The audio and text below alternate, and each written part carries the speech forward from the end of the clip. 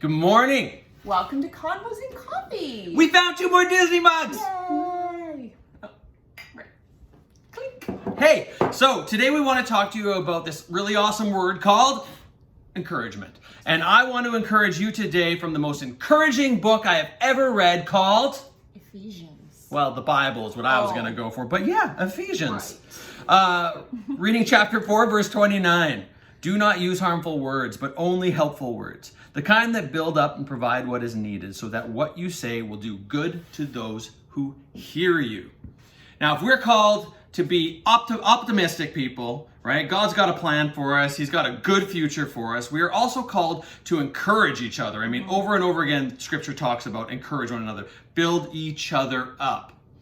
But there are a few snares, I believe, that we can easily fall into that will stop our ability to encourage others right in its tracks. Absolutely. The first one is negativity.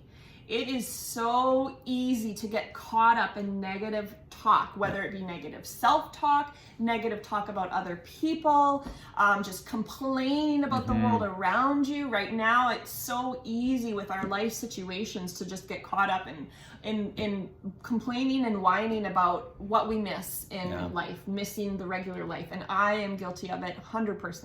Yeah. We tend to want to always look for what can go wrong. We're ungrateful for the things that we have. Negativity is just, it's a killer. Yeah, you don't tend to speak words of life and encouragement when you're in a position of negativity. Absolutely. Also, the second thing would be selfishness, being self-absorbed, thinking only of yourself. We sometimes just make ourselves the stars of our own little movie, and then everybody else is just these side characters that sometimes are pylons that get in the way of what we want. We start thinking and talking like my job, my volunteer position, my church, all these different things that just put me first. Your happiness. Yeah, but in order to truly encourage others, you need to put them first. I mean, Jesus literally put every single other human ahead of himself. Yeah.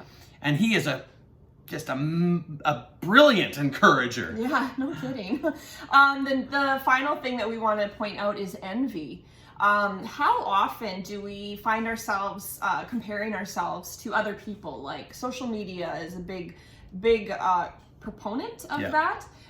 You can be scrolling and you see, oh, look at their home, look at their family, look at their job, look at where they've traveled to, and you become envious of them. And sometimes when you become envious of them, you start to kind of secretly hope for their failure. Right? It's kind of like when you're playing Monopoly and you don't care if you lose as long as you take a bunch of people down with you. So you have to be really careful of that. Don't become envious of others and want them to fail. As Christians, we should be like rejoicing with people for their success and praying for their success. Exactly. Not being like, oh, I hope that they don't, I hope that isn't good. I want you to do well. Yeah, exactly.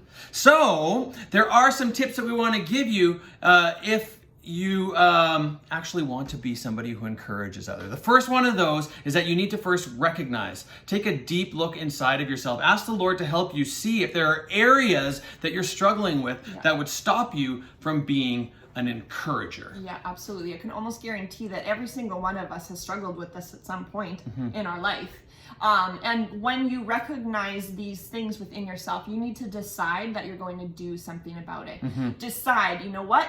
I'm not going to write something negative about that person. I am instead going to pray for them. Absolutely. And you can't even just stop at the decision, right? You need to then take action. Absolutely. And some easy things that you can do to take action. One, set a time. Set a time where you're going to pray for people and pray for them. Ask for God's blessing for them. Set a time where you're going to send out one encouraging email to a pastor, to a friend, to a coworker, where you just say something good that bring words of life. And you might think that that's like cheating, or like you feel like it's cheap or something, like you're not being authentic because you're scheduling your time. But you know what?